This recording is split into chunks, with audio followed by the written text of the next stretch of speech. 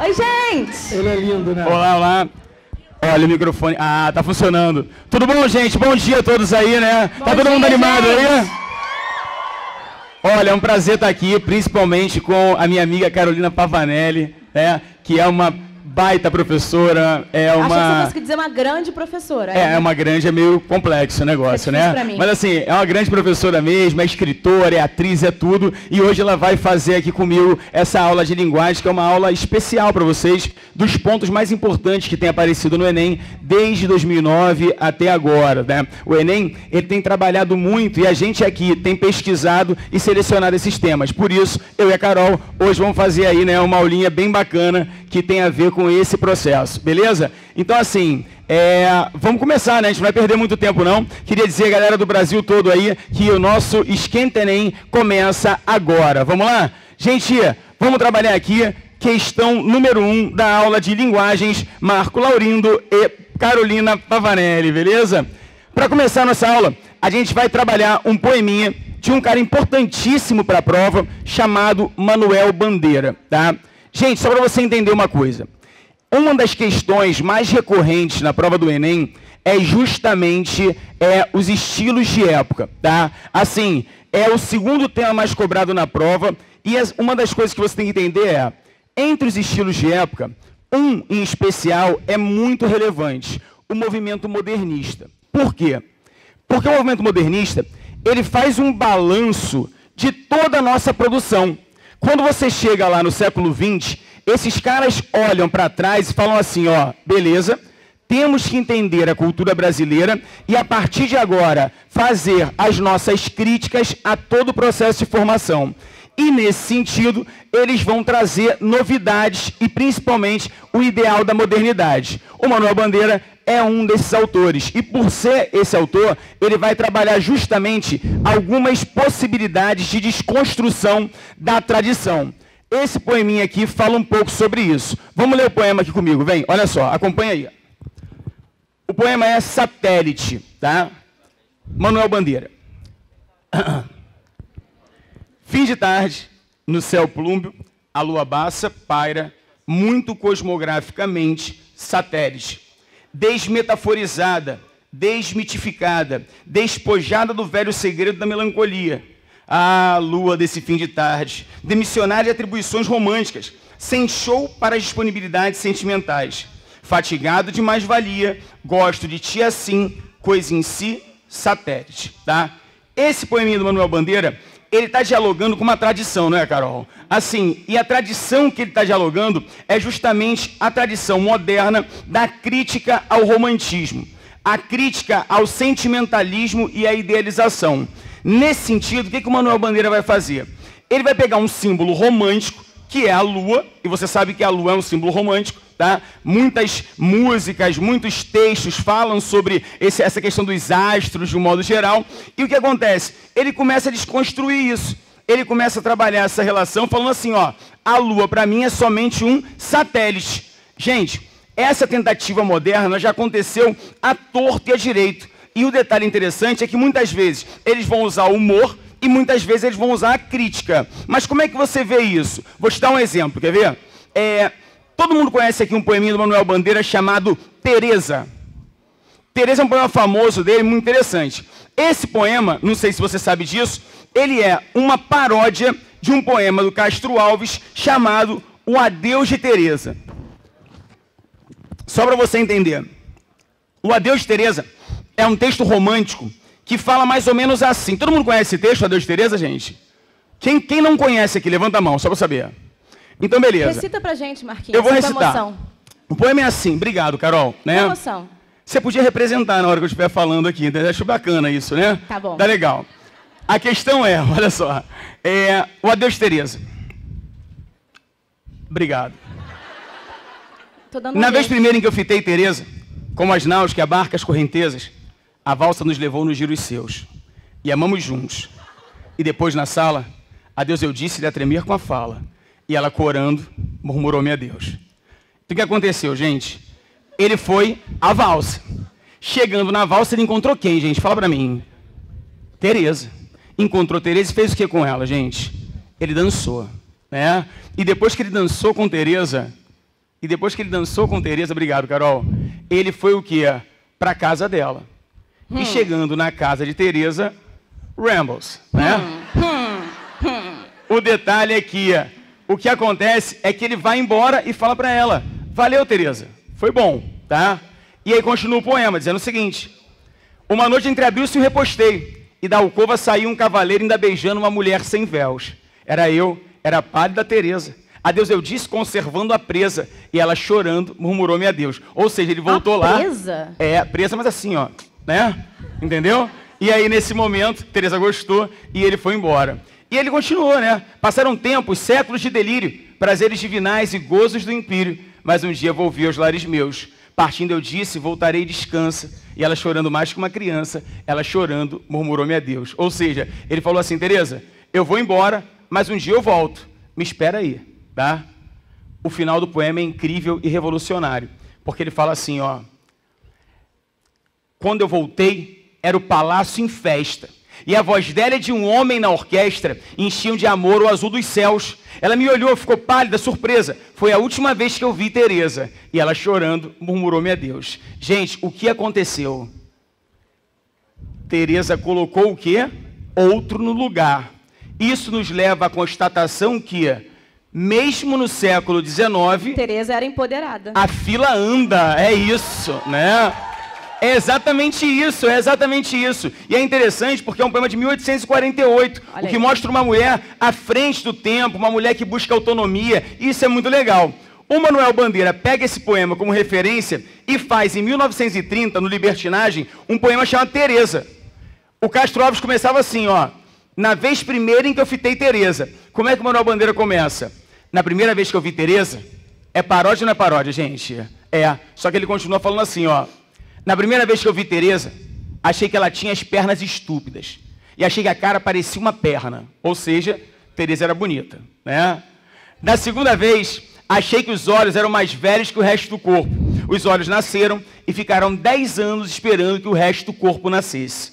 Ou seja, Teresa era envelhecida, tá legal? Então assim, ele vai terminar o poema dizendo o seguinte: da terceira vez, eu não vi mais nada. Os céus se misturaram à terra e o Espírito de Deus voltou a se mover sobre a face das águas. O que aconteceu, gente? Ela não morreu. O que aconteceu é que ele achou feia, ele achou velha, mas depois ele amou essa mulher. Porque depois da meia-noite, urubu é pão. Tô zoando, mentira, né, gente? A questão é, olha só, a grande questão é, ele vai para o sublime, isso é interessante. A lógica aqui é, eu faço a menção ao Castro Alves, mas eu faço a crítica. Isso é muito constante no movimento modernista. Isso ficou claro para vocês, sim ou não? Então essa linguagem do humor, da paródia, isso vai acontecer o tempo inteiro. Beleza para todo mundo, sim ou não? Tranquilo? Então vamos para a questão, vamos lá? Vem comigo aqui, ó. Número 1. A poesia de Manuel Bandeira pretende muitas vezes romper com escolas literárias do passado. No poema Satélite, uma característica que corrobora com a mentalidade modernista é, ou seja, eu quero uma característica do modernismo que tem a ver com esse processo, beleza? Letra A. Realização de uma análise de viés cosmológico. É isso, gente? Claro que não, claro que não. B. O emprego emblemático de personificações e paradoxos. É isso? Cara, personificações e paradoxos são figuras de linguagem. Logo, são recursos estilísticos que os autores podem utilizar em qualquer estilo. Não é necessariamente só no modernismo. Por isso, não é essa. Beleza? Letra C.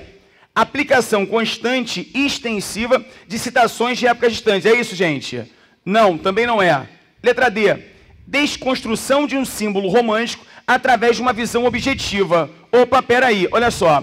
O romantismo, ele é ou não é subjetivo? É.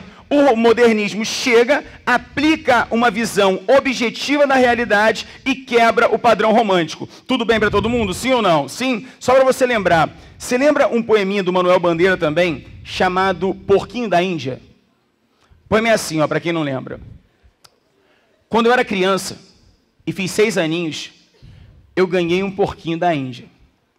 Mas o porquinho só queria ficar embaixo do fogão. Por mais que eu quisesse, por mais que eu fizesse, o porquinho só queria ficar embaixo do fogão e não fazia caso das minhas ternurinhas. O meu porquinho da Índia foi a minha primeira namorada. Aí tu fala, o que é isso? O que é isso? Né? Não, não é isso, tá?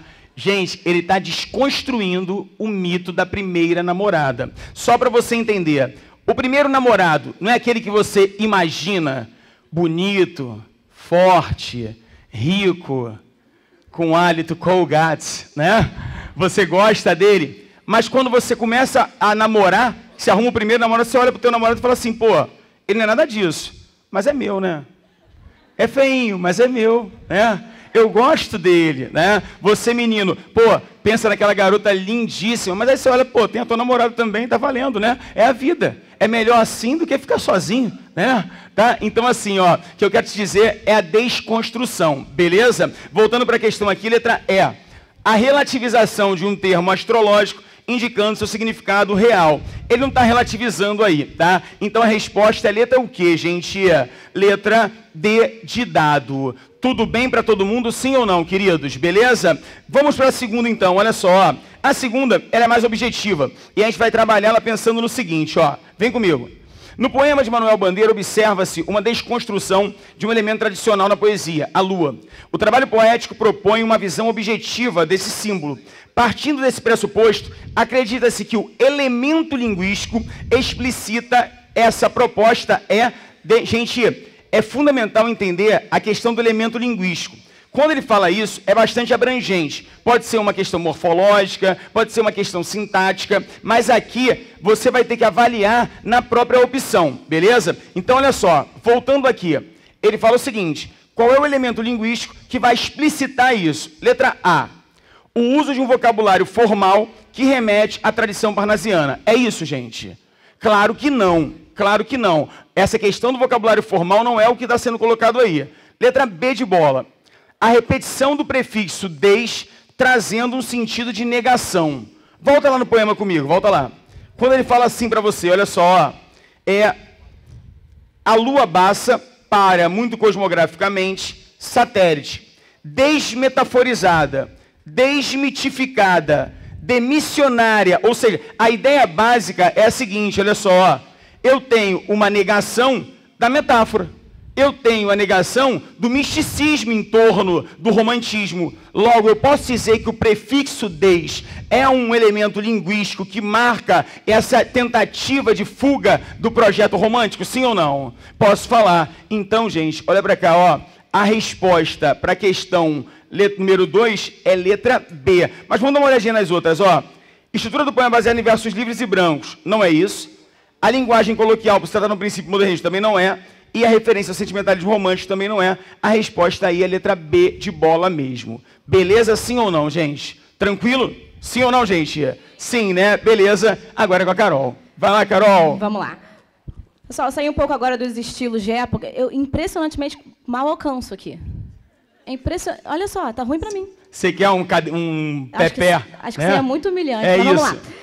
Pessoal, vamos agora para uma parte de um gênero textual que cai todo ano. Eu acho que vocês já devem estar esperando encontrar uma campanha comunitária ou um texto publicitário na prova de linguagens. Aparece mais de um, na verdade. E por que isso acontece? Pensa que você tem 90 questões para fazer no domingo, 45 de linguagens, excetuando aqui as 5 de língua estrangeira, você tem 40 questões para fazer só de linguagens. Imagina se todas essas questões fossem de textos corridos ou textos grandes, como, por exemplo, alguns poemas. Você não ia nem conseguir chegar no final da prova. Então, todos os anos, o Enem coloca também ou textos não verbais, que a gente lembra que são imagens, né, basicamente, tudo aquilo que não tem palavras faladas ou escritas. No caso do Enem, obviamente, não poderia ser som.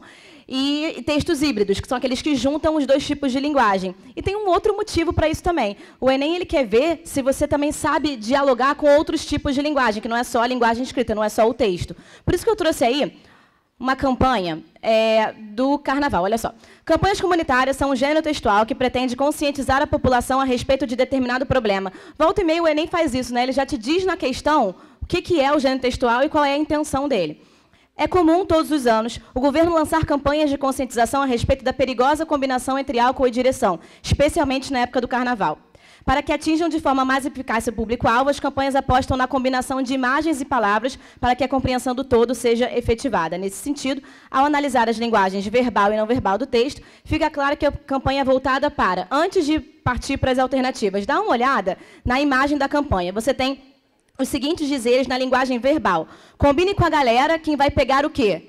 Quem pega na bebida não pega no volante. Então, você já consegue identificar logo por esses dizeres que é uma campanha contra a combinação álcool e direção. Mas não basta só você olhar os dizeres para entender a campanha como um todo. Olha as imagens. Você tem um menino tirando foto, um jovem tirando foto, você tem uma galera fantasiada e preparada para o carnaval. E aí ele te pergunta, a campanha é voltada para... Olha só. Cariocas que gostam do carnaval, dado o destaque à placa Rio de Janeiro no topo da campanha, tem uma placa aqui Rio de Janeiro, mas a campanha é só para cariocas? Só cariocas que misturam álcool e direção? Não. Pessoas que frequentarão blocos de rua e desfiles de escola de samba, pois são os que mais consomem álcool nesse período. Eu só posso consumir álcool se eu for a um bloco de carnaval. É para essas pessoas? Tem alguma coisa de bloco de carnaval muito clara na campanha? Motoristas de ônibus e taxistas que aumentam... Desculpa, porque... Que aumentam suas corridas nesse período e, portanto, devem ser mais conscientes. Olha a letra D. Jovens de maneira geral, o que é comprovado pela faixa etária do rapaz com a câmera e pelo uso do vocábulo galera. Dá uma olhada na letra E. Turistas que pretendem curtir o carnaval atraídos pela linguagem despretensiosa e uso de gírias. Talvez turistas nem fossem entender a linguagem, se fossem turistas de fora. Aí, olha, você volta. Tem um menino, jovem, mais ou menos assim, idade de Marquinho, juventude. Pô, padrão, né? 19 aninhos. Isso. E ele fala, combine com a galera. Galera é um vocábulo usado... É coisa de jovem. Jovem adora falar galera e o ru. O que você fala, Marquinho? Jovem fala o ru. E você fala o quê? Eu falo nada, sou um homem já experiente, né? Jovem fala uma outra coisa também. O jovem fala assim, ó... né? Tá, deixa pra quieto, né? E o ru, vai. Então, letra D, né? A campanha é voltada para jovens, de maneira geral, que é comprovado. Aí você mistura as duas linguagens. O rapaz com a câmera, linguagem não verbal. E o vocábulo galera, linguagem verbal. Via de regra, é isso que faz com que uma campanha, seja ela comunitária ou publicitária, tenha sucesso. É a junção das duas linguagens. Caindo, então, uma questão dessa no Enem, olha as duas coisas. Não fica só nas palavras, não fica só na imagem. É a combinação dos dois que vai te dar a resposta. É verdade.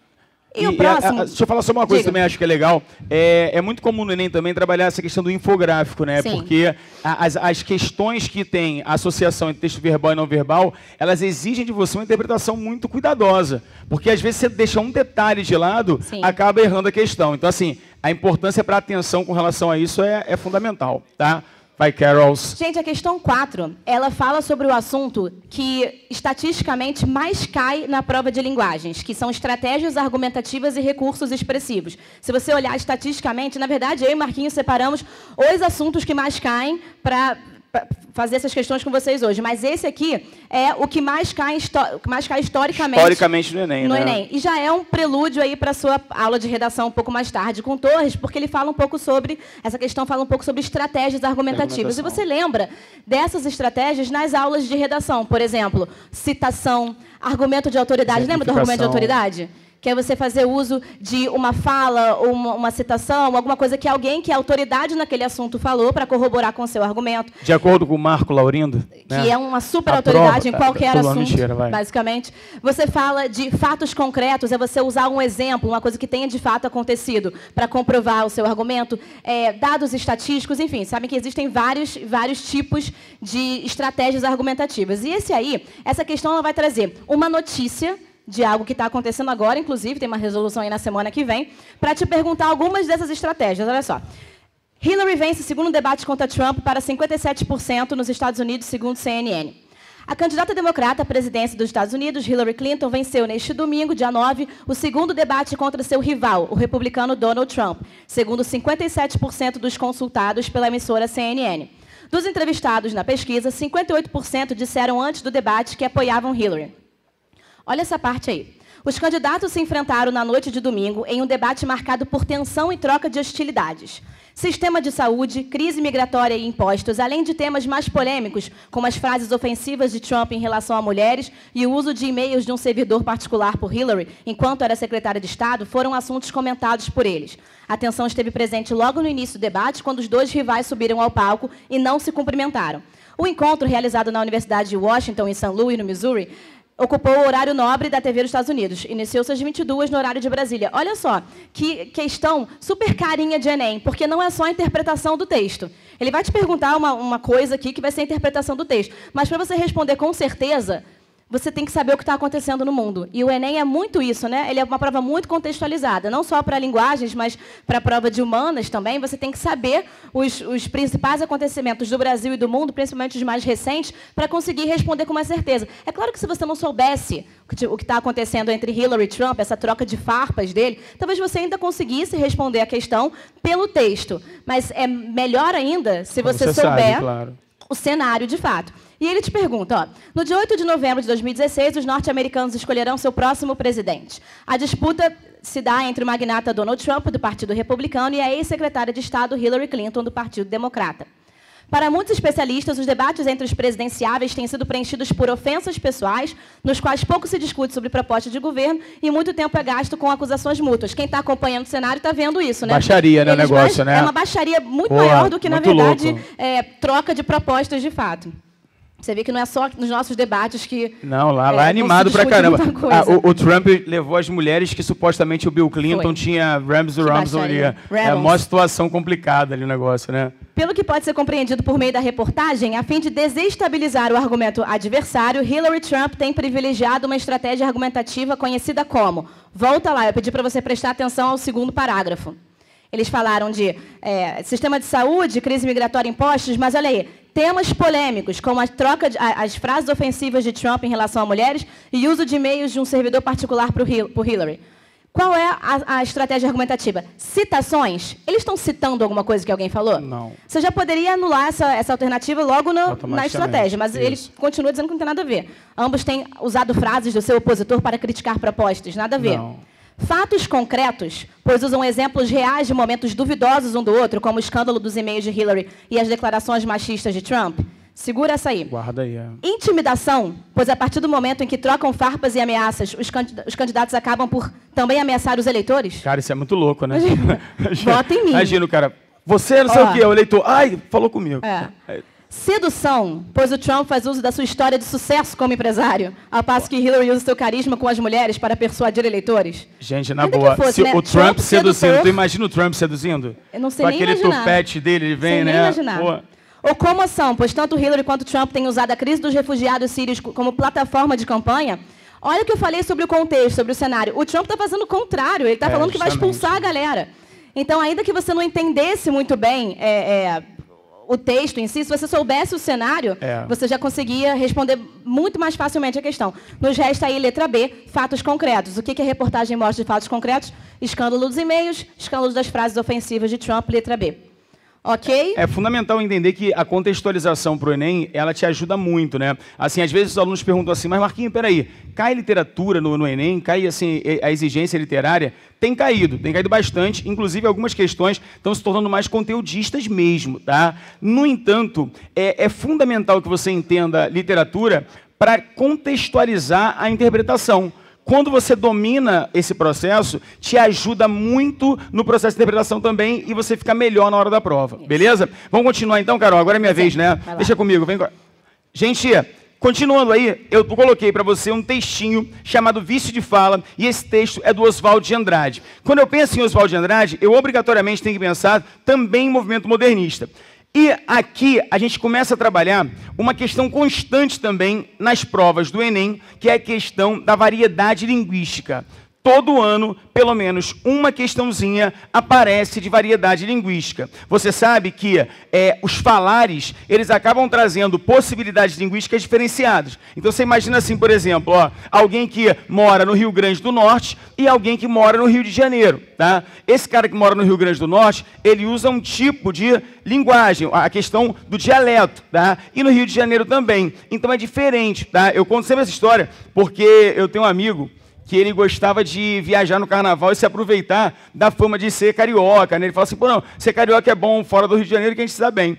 E aí ele falou assim... Por causa do sotaque? Ele falava que quando ele usava o sotaque, a pessoa fala, pô, tá do Rio de Janeiro e tal. Já aconteceu contigo, Carol? Já. Tu deu um sorriso maroto, né? É porque o sotaque carioca, ele é É muito puxado, né? É conhecido. E ele falava que ele chegava no lugar, a primeira coisa que ele fazia era o seguinte, ele chegava num restaurante, alguma coisa, e falava assim, me vê um Sprite bem alto, né? Sprite. Aí quando ele mandava o Sprite, ele até do Rio, aí ele pô, aí começava a forçar os chiados do Rio de Janeiro. Nem gostava de Sprite, provavelmente. Hã? Nem gostava de Sprite, provavelmente. Provavelmente não gostava, mas eu gostava de falar o Sprite, né? E assim, cada local tem o seu sotaque. A variação regional é muito interessante, né? Eu gosto muito dos sotaques. Assim, eu curto o sotaque mineiro, porque mineiro é quase uma outra língua, né? Assim, a parada é interessantíssimo isso. E é bonito, eu acho que é bacana. Eu tenho família em Minas, eu sempre conto história que é muito boa.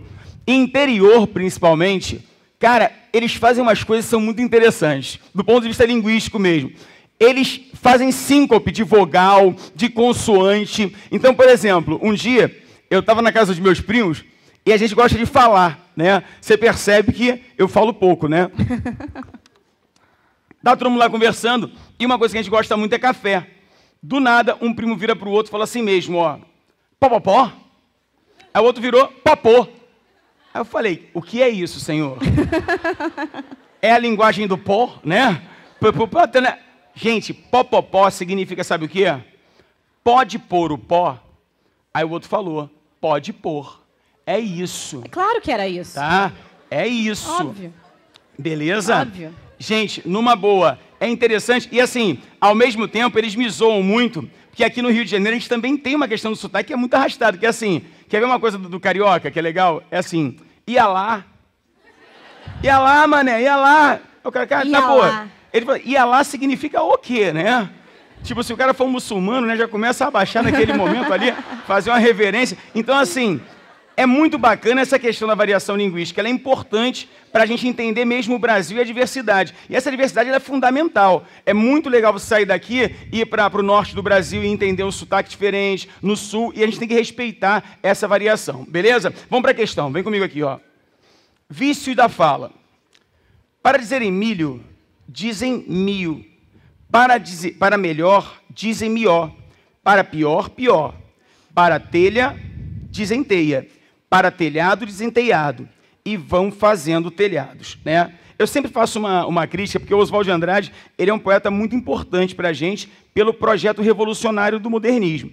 Eu não acho ele um grande poeta do ponto de vista estilístico, tá? Esse poema ele é um poema bobo de se fazer. Acho que todo mundo conseguiria fazer. Mas a ideia dele é uma ideia muito importante, tá? O que ele está querendo dizer aí, gente? Que tem uma série de pessoas que não têm uma formação e que muitas vezes não usam a forma culta da linguagem, mas que são fundamentais para o desenvolvimento do país. Essa é a ideia. Beleza? Até aí, sim ou não? Tranquilo? Vamos para a questãozinha, então. Ó. Ele fala assim...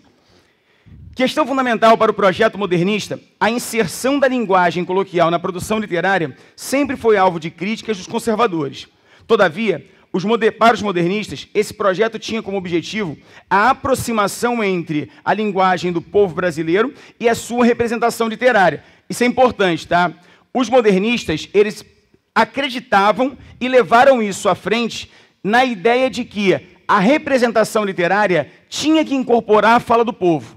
Não era você criar uma literatura distanciada do povo, não é isso. É a representação do povo em todos os níveis. Só para você ter uma ideia, um dos poemas mais famosos do Oswald se chama Pronominais. Você conhece esse poema? Dê-me um cigarro, diz a gramática do professor e do aluno e do mulato sabido, mas o bom negro e o bom branco da nação brasileira dizem todos os dias, deixa disso, camarada, me dá um cigarro. Ou seja, eles fazem uma opção pela norma coloquial. Tudo bem para todo mundo? Sim ou não? Beleza? Vamos continuar então. Ele fala assim, ó. Todavia, para os modernistas, esse projeto tinha como objetivo a aproximação entre a linguagem do povo e a sua representação literária. Tendo em vista o poema acima, pode-se dizer que, vamos lá então, ó, letra A, representa um modelo de preconceito linguístico por implicitamente atribuir juízo de valor à fala. Ele está sendo preconceituoso aí, gente? Não, não é o objetivo dele, tá legal? Então a letra A está desconsiderada. Beleza. B, propõe uma abordagem solidária àqueles que fazem uso da variação diacrônica da língua. Gente, ele está sendo solidário com aqueles que fazem uso da variação diacrônica da língua? A pergunta é, o que é variação diacrônica? Todo mundo lembra disso, sim ou não? O Enem não vai te cobrar essa terminologia não, tá? Eu quero só que você entenda o que é. Quando você fala em diacronia, você está falando na história, tá? Então, assim, quando eu falo em variação diacrônica, eu estou falando na história da língua, durante o tempo. Vou dar um exemplo. Antigamente, a gente falava formas como vossa mercê, beleza? E de vossa mercê virou o quê, gente? Vós-me-cê, né? E de vós-me-cê virou o quê, gente? Você. E de você virou o quê, gente? Ser. E de ser virou o quê, gente? Tô zoando, mentira, né? Volta aqui, assim, ó. Né? Daqui a pouco a gente tá assim, né? Então, assim, é muito legal você pegar a história da palavra em si, e isso é uma variação diacrônica, tá legal? Essa é a ideia, beleza? Gente, na boa, ele tá falando naquele caso lá do poema de variação diacrônica? Não, claro que não. Ele está falando de uma variação aí que é norma culta, norma coloquial. Tudo bem até aí? Voltando aqui para a questão, ó, vem. Discute a importância da norma culta como ferramenta de inclusão linguística. Ele está falando que a norma culta que é a ferramenta de inclusão? Não, pelo contrário, é a norma coloquial. D. Admite a possibilidade de representação literária apenas pela variante diatópica. Gente, mais uma terminologia, né? Quando você fala em diatópica, eu estou falando de quê? Variação de topos, lugar, tá legal? Variação regional. Tudo bem até aí? Nesse caso, é regional? Não, não é regional, beleza? Só para você entender, poderia ter mais uma que é a variação diastrática, que fala de extrato social, tudo bem? Só para vocês saberem a terminologia, tá legal? Vem para a letra E, olha o que ele vai dizer agora aqui, ó. Observa a importância da diversidade linguística como elemento de inclusão do povo brasileiro. É isso daí, tá? Então, assim, pensou em modernismo, vai pensar em variação linguística, vai pensar em linguagem, né, coloquial e vai pensar numa representação, sobretudo, do povo brasileiro. Tá claro para todos? Ok? Carol, é contigo, vai. E só adicionando mais uma parte dessa questão de variedade linguística, lembra que o Enem é uma prova com uma preocupação social muito grande, né? Vocês podem ver isso pela redação, mas isso, obviamente, aparece em todas as outras provas. É uma preocupação de entender o Brasil e aceitar o Brasil, entendê-lo como um todo. Então, é importante você encarar uma questão de variedade linguística, sabendo que o Enem jamais aceitaria nenhum tipo de preconceito linguístico. É verdade. Você aceitar que qualquer tipo de variedade... É claro que existe uma norma padrão que deve ser usada em determinadas circunstâncias, mas o respeito à variedade, né, é fundamental. Essa questão aí, que eu vou fazer agora, ela diz respeito ao gênero textual texto jornalístico, que também cai direto todos os anos no Enem. Para isso aqui, eu preciso que vocês se lembrem só daquela característica mais básica de texto jornalístico, que é a ideia da pirâmide invertida. Lembra disso? Ou seja, as principais informações sobre determinado acontecimento vem no topo. Notícia, ou mesmo reportagem, mas notícia principalmente, é um texto que o leitor lê rapidamente. Ele tem que bater o olho e entender o que está acontecendo. Então, o que aconteceu, onde aconteceu, por que aconteceu, quando e como, essas informações mais importantes vêm no topo da notícia. Por isso que a pirâmide é invertida. O que é mais importante lá em cima e vai chegando para o fim do texto algumas informações adicionais. Cara, rapidinho, Carol, vocês interromperam, só para fazer uma coisa. Cara, na boa, vocês já viram aquelas revistas de fofoca, assim? Elas também usam isso. Sim. Só que é muito triste o negócio que eles fazem. Eles falam assim, tipo, Cauã Raymond, ele só pensa em namorar. Cara, na boa, isso é muito ridículo. E aí depois vem a notícia. O texto jornalístico, ele se vai da manchete e aí depois você vai passando para os outros níveis que são mais importantes. Mas vai, Carol. Vou precisar da ajuda do Marquinho nessa, porque você fala chinês, né, Marquinho? Com certeza. Desmoronamento de prédios mata 4 pessoas na China. Pelo menos 4 pessoas morreram após o desmoronamento de vários edifícios residenciais na cidade chinesa de Wenzhou, na província de Zhejiang. Isso. Informaram nessa segunda-feira as autoridades locais. Olha aí, está no topo da notícia já. Você poderia ler aí, parar de ler aí, já entenderia tudo o que aconteceu. Mas vamos lá. O acidente aconteceu de madrugada por causas ainda desconhecidas e algumas horas depois, 9 pessoas foram resgatadas dos escombros, 4 delas mortas. As equipes de resgate continuam trabalhando entre os escombros para tentar verificar se há mais pessoas presas. Segundo diferentes versões, 3 ou 4 prédios, cada um de 5 andares, desmoronaram. Sabendo essa característica principal, você mata a questão. Olha só. Textos jornalísticos, como notícias, se caracteriza por informar os leitores a respeito de algum acontecimento relevante. Então, eu sei que o objetivo do texto jornalístico é informar, não é passar opinião, não é dar um depoimento sobre alguma coisa, aquela linguagem formal, norma padrão.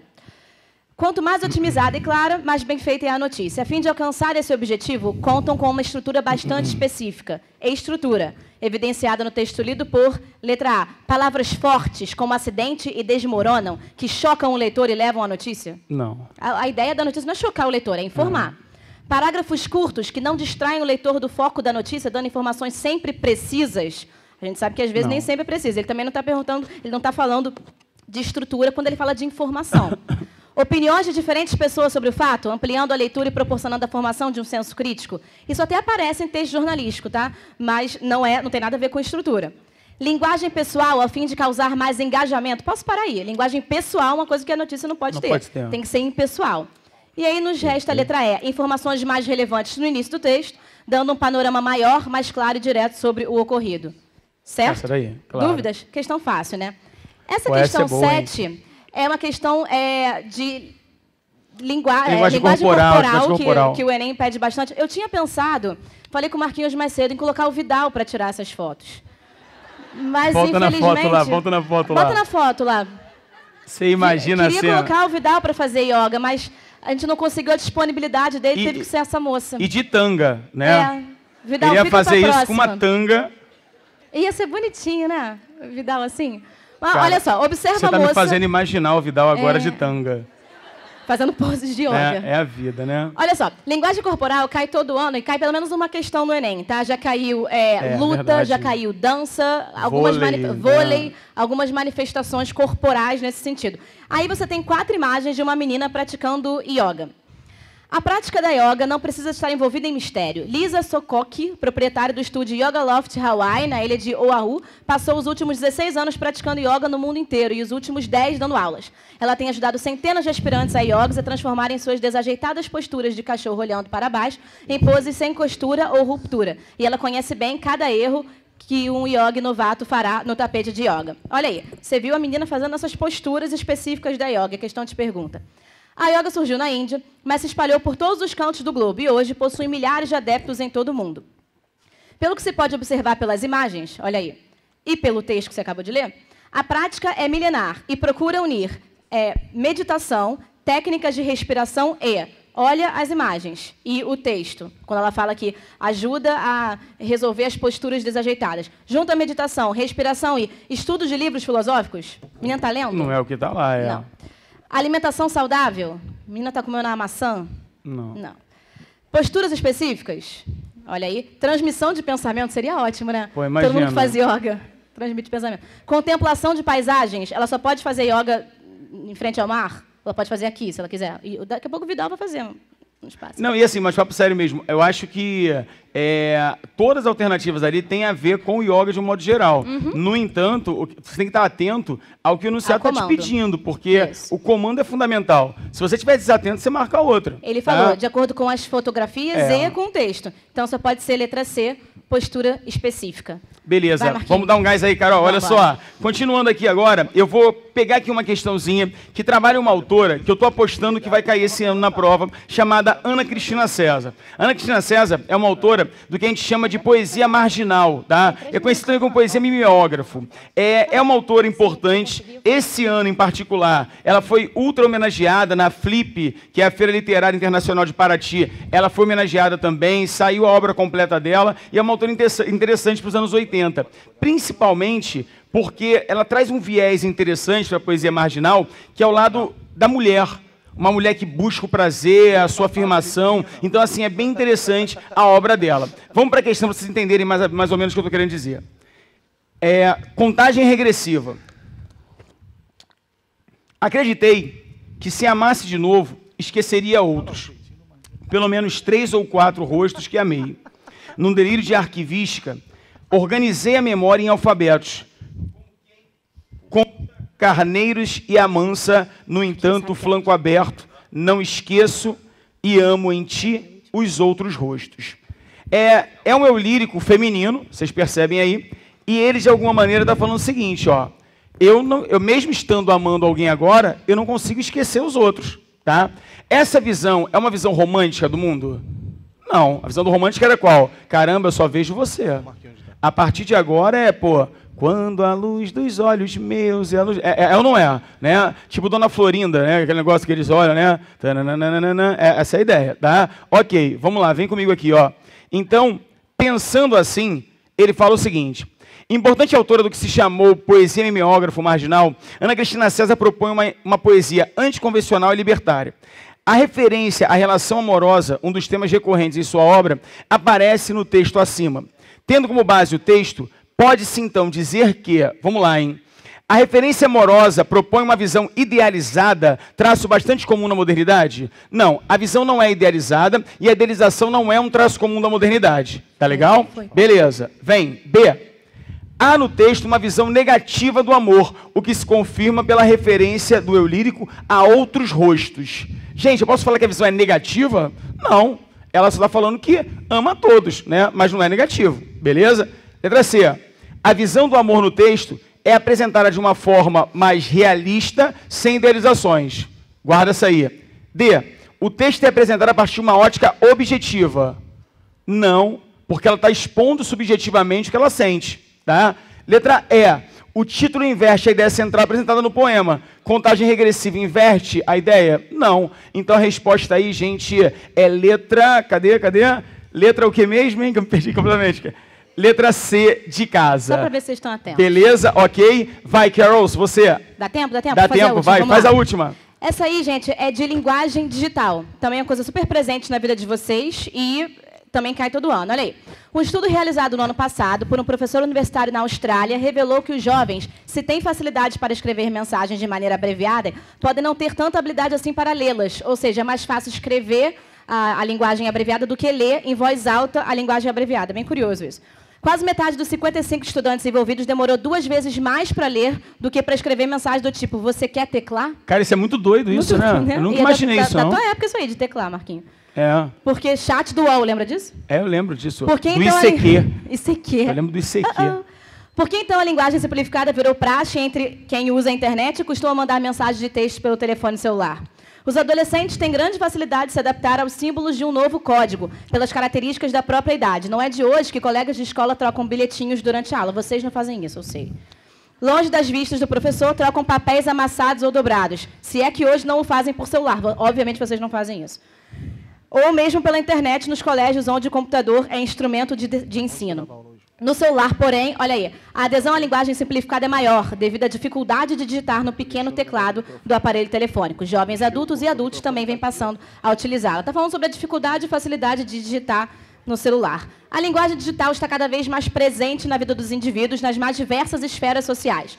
Uma das maiores características dessa não tão nova, porém ainda crescente forma de comunicação é o imediatismo e o dinamismo. Por isso, muitas pessoas preferem, especialmente em celulares, fazer uso de abreviaturas e linguagem simplificada. Por que as pessoas preferem abreviar no celular? De acordo com o texto. Letra A. Esse é um tipo de linguagem perfeitamente compreensível por todas as pessoas? Tem gente que não entende. Minha mãe não consegue entender porcaria nenhuma. Pois é. A reforma da língua portuguesa, chamada Nova Ortografia, prevê essas mudanças? Imagina, é essa daí. Tá felicíssimo. Os jovens ditam as novas formas de se falar? Até parece que sim. Porém, eles preferem a erudição? Não. Chamá-la-ei hoje. As mesóclises. Para teclar. Imagina. Imagina. As empresas de telefonia celular têm diversos pacotes de dados baratos para uso de internet. Acho que não tem as questões, nem tem nada a ver, né? E letra E, olha aí, os pequenos teclados dos aparelhos celulares não são tão cômodos, então a simplificação otimiza o tempo. É mais fácil escrever rapidinho naquele teclado pequeno quando você abrevia.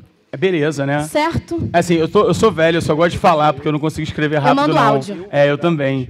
Gente, olha só, eu acho que tanto eu quanto a Carol, a gente está muito feliz de estar aqui. A gente sabe que hoje é um dia especialíssimo para vocês, né? E para a gente também, porque hoje é um fechamento do nosso trabalho praticamente durante o ano inteiro, né? E a gente queria, de verdade mesmo, desejar a todos vocês aqui, né? E aí também, uma grande prova do Enem, que dê tudo certo para todo mundo. Quem estudou bastante sabe que se preparou bem, tá? Quem não estudou muito também, que Deus ajude, tá legal? Mas que, assim...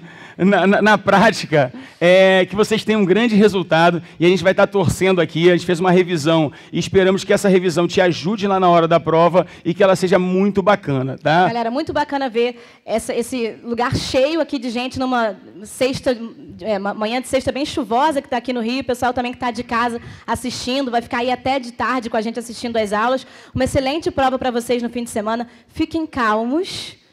Fiquem concentrados, vai dar tudo certo, vocês não poderiam estar mais preparados. Então, estaremos junto com vocês, não como ali na yoga com a transmissão de pensamento, mas torcendo bastante também. Boa prova, galera. É isso aí, valeu, galera, show, tá?